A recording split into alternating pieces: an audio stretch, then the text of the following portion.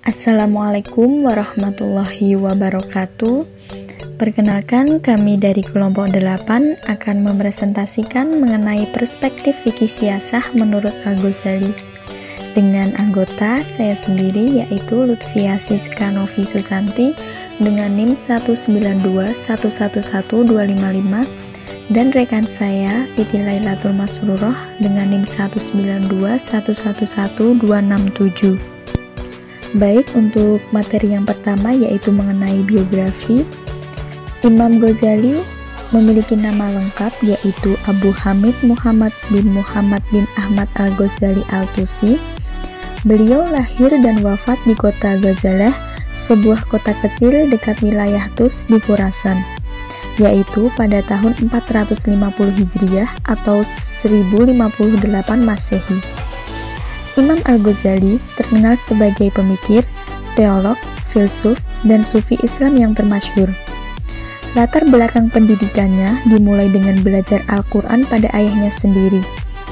Sepeninggal ayahnya, ia dan saudaranya dititipkan pada seorang sufi besar teman ayahnya, yaitu Syekh Ahmad Ar-Roskani. Pada beliaulah Imam Ghazali belajar mengenai ilmu fikih, riwayat hidup para wali, dan kehidupan spiritual mereka. Selain itu, beliau juga belajar menghafal syair-syair tentang mahabbah atau cinta kepada Tuhan, Al-Quran, dan Sunnah. Yang selanjutnya yaitu latar belakang pemikiran Imam Al-Ghazali. Corak pemikiran politik Al-Ghazali dilatar belakangi oleh pengalaman-pengalaman Al-Ghazali dengan dunia kekuasaan pada masanya dan latar belakang keilmuan yang mendunia. Pada zaman Al-Ghazali, praktik-praktik politik banyak yang menyimpang dari jalur syariat, yaitu seperti korupsi, penyalahgunaan kekuasaan, dan terjadinya krisis ulama. Dalam karyanya, Al-Ghazali yaitu Al-Iqtisad wa Al-Iqtiqad mengemukakan teori kepemimpinan sekaligus mengungkapkan teori gabungan negara moral atau siasat al-akhlak dengan mengemukakan kewajiban mengangkat kepala negara bukanlah berdasarkan rasio, melainkan berdasarkan syariat Islam. Faktor lain yang melatar belakanginya adalah karena penguasa diidentikan dengan status istimewa. Untuk itu, menurutnya perlu ada sebuah organisasi pemerintahan yang baik. Karena dengan pemerintahan yang baik inilah tujuan-tujuan keduniaan dari sebuah negara bisa diwujudkan oleh sebuah pemerintahan. Baik, untuk materi selanjutnya akan dijelaskan oleh rekan saya. Oke, selanjutnya kita masuk kepada pembahasan perspektif fikih siasah Al-Ghazali.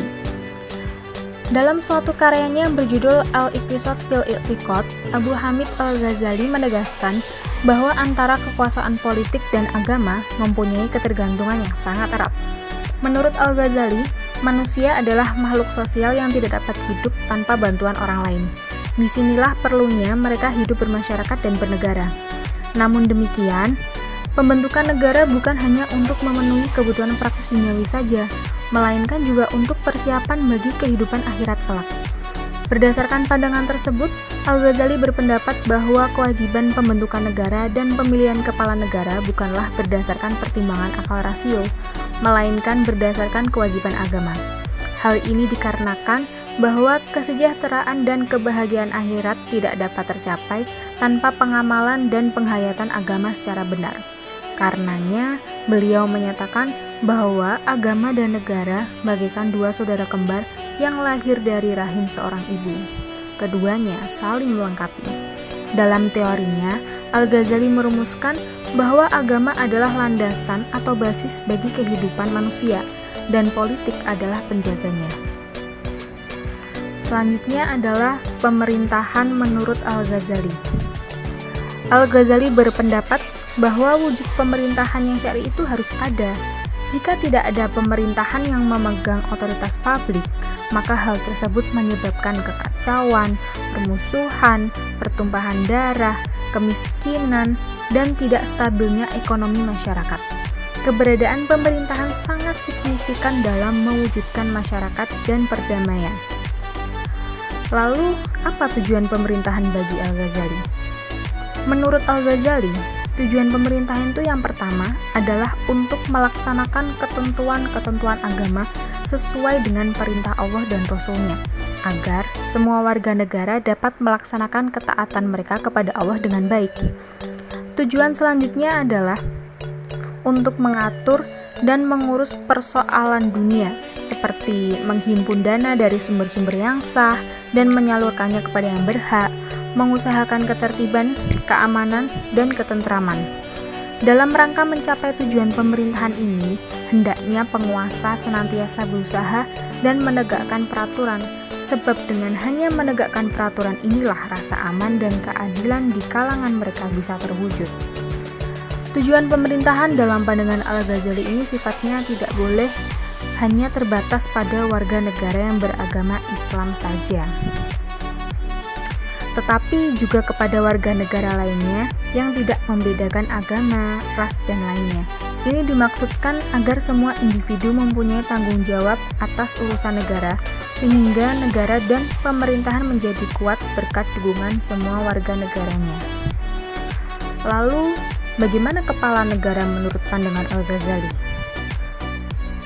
Menurut Al-Ghazali, sumber kekuasaan adalah Tuhan.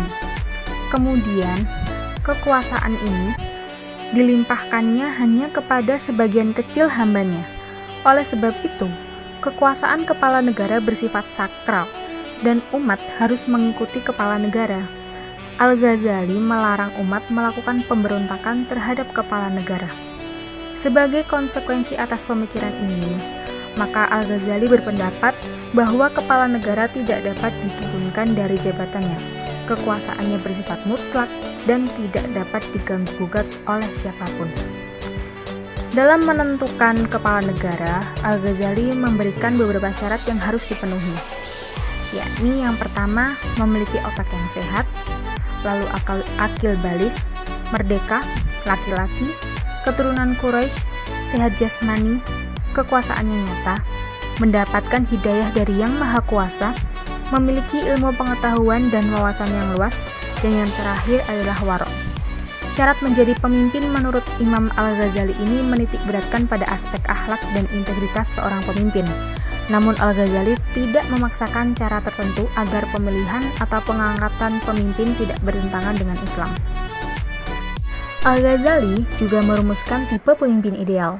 Pemimpin ideal bagi Al-Ghazali adalah pemimpin yang memiliki intelektualitas yang luas, pemafhuman agama yang mendalam, serta akhlak yang mulia, seperti yang dicontohkan oleh Nabi Muhammad SAW dan para sahabat beliau. Demikianlah perspektif siasah menurut Abu Hamid Al-Ghazali. Berikut kami sertakan salah satu kutipan dari Al-Ghazali. Beliau berkata, "Bersungguh-sungguhlah engkau dalam menuntut ilmu, jauhilah kemalasan dan kebosanan, karena jika tidak demikian, engkau akan berada dalam bahaya kesesatan." Demikian presentasi dari kami kelompok 8. Apabila ada salah kata mohon dimaafkan. Wassalamualaikum warahmatullahi wabarakatuh.